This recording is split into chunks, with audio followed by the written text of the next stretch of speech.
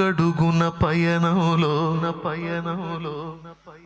అవమానపు హేళనలో నొప్పించే మాటలతో మనసు నలిగి ఉన్నావా?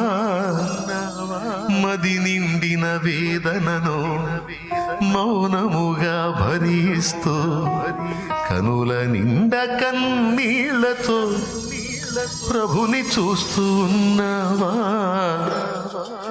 నువ్వు నమ్మిన దేవుడు నిన్ను మరచిపోడెన్నడు.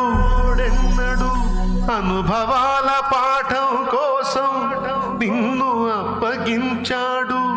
పొందే ప్రతి గాయం రూపు మాసిపోయే సమయం సంతోషం ఇక ఆసన్నమాయే.